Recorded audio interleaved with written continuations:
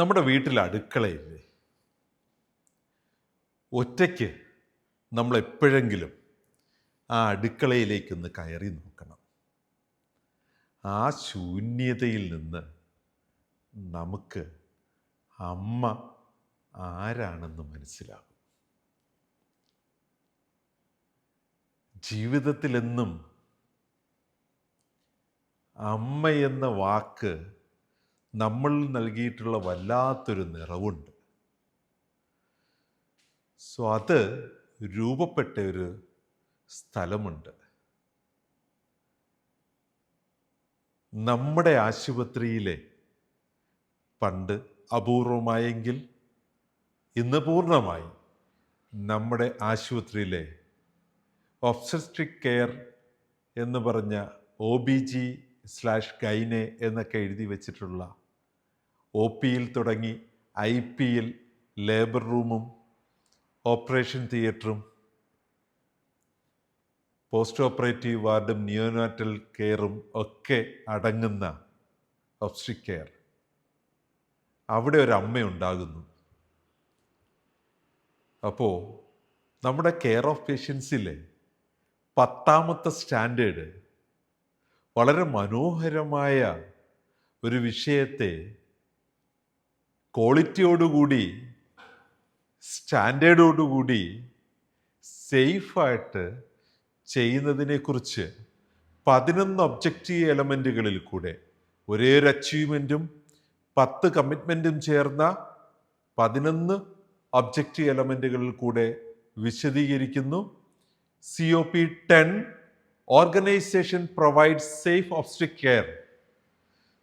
വളരെ കൃത്യമായി നമ്മുടെ സ്ഥാപനത്തിൽ ഒബ്സ്റ്റട്രിക് സർവീസസ് പ്രോപ്പറായിട്ട് സേഫായിട്ട് പ്രൊവൈഡ് ചെയ്യുന്നതിനുള്ള ഗൈഡ് ലൈൻസ് ഉണ്ടായിരിക്കണം.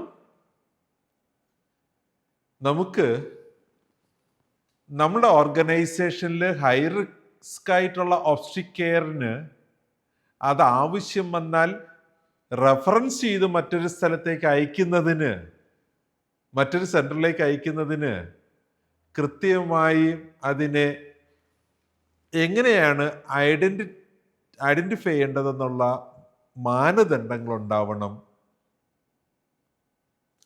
എന്തൊക്കെയാണ് ഒരു ഹൈറിസ്ക് കേസിൽ പേഴ്സണൽ കെയർ കൊടുക്കേണ്ടത്, ട്രീറ്റ്മെൻറ്റിൽ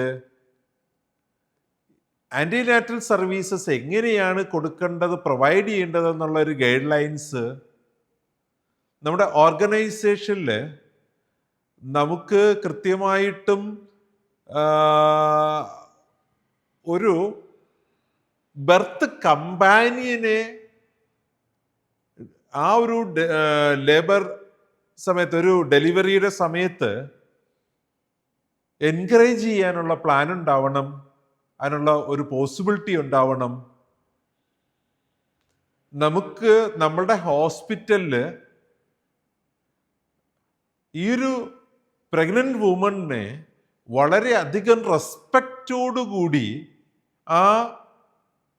ഡ്യൂറിങ് ലേബർ ടൈം, അപ്പോൾ വളരെ റെസ്പെക്റ്റോടുകൂടി അവർക്ക് സ്റ്റേ ചെയ്യാനുള്ള സംവിധാനങ്ങൾ നമുക്ക് കൊടുക്കാൻ കഴിയണം, അങ്ങനെ ഹാൻഡിൽ ചെയ്യാൻ നമുക്ക് കഴിയണം. മെറ്റേണൽ ന്യൂട്രീഷൻ പ്രോഗ്രാംസ് നമുക്ക് പെർഫോം ചെയ്യാൻ കഴിയണം. വളരെ ഇമ്പോർട്ടൻ്റ് ആണ്. നമ്മുടെ രാഷ്ട്രത്തിൻ്റെ പുതിയ തലമുറ നമ്മൾ വാർത്തെടുക്കാൻ പോകുന്ന ഒരു അവസരമാണത്. നമുക്ക് അപ്രോപ്രിയേറ്റ് ആയിട്ടുള്ള ഒരു perinatal and post natal monitoring സംവിധാനങ്ങൾ ഉണ്ടാവണം. നമ്മുടെ സ്ഥാപനത്തിന് ഏതൊരു കണ്ടീഷനിലും ഒരു ഹൈ റിസ്ക് ഫാക്ടർ ഒബ്സ്റ്റട്രിക്സിൽ ഉണ്ടാകും നിയോനാറ്റൽ കേസുകളിൽ എന്ന ധാരണയോടുകൂടി NICUവിൻ്റെ ഡിഫറെൻറ്റ് ലെവൽസ് ഉണ്ടായിരിക്കണം. പീഡിയാട്രീഷ്യൻ മാത്രമല്ല, നിയോനാറ്റോളജിസ്റ്റ് ഉണ്ടാവണം. ചില ഹോസ്പിറ്റലുകൾക്ക് അക്രഡിറ്റേഷൻ അവസാന സമയം റിജക്റ്റ് ചെയ്യപ്പെടുന്നത് നിയോനാറ്റോളജിസ്റ്റ് ഇല്ലാത്തത് കൊണ്ടോ NICU ലെവൽ 1, 2, 3 കൃത്യമായി ഓർഗനൈസ് ചെയ്തില്ലാത്തത് കൊണ്ടോ സംഭവിക്കുന്നുണ്ട്. അതുപോലെ തന്നെ അസിസ്റ്റീവ് റീപ്രൊഡക്റ്റീവ് ടെക്നോളജി പ്രാക്ടീസസ് നമുക്ക് അതിൻ്റെ കറക്റ്റായിട്ടുള്ള ലീഗൽ വേസിൽ നമ്മുടെ ഓർഗനൈസേഷൻ അഡോപ്റ്റ് ചെയ്തിട്ടുണ്ടാവണം. വളരെ മനോഹരമായ, നമ്മൾ പേഷ്യൻ്റ് എന്നല്ല നമ്മളവരെ കാണുന്നത്. നമ്മുടെ ഓരോ പ്രഗ്നൻറ്റ് വുമണും ഇവിടെ എത്തുമ്പോൾ അവർക്കൊരു ഹൈ റിസ്ക് ഫാക്ടർ ഇല്ലാത്തിടത്തോളം അവർ നമ്മളുടെ ഒരു സർവീസ് വാങ്ങാൻ വന്ന ഒരു അമ്മയാകാൻ പോകുന്ന, ജീവിതത്തിൻ്റെ ഏറ്റവും മനോഹരമായ ഔന്നത്യത്തിലേക്ക് ഉയരാൻ പോകുന്ന ഒരാളിനെയാണ് നമ്മൾ സഹായിക്കാൻ പോകുന്നത്.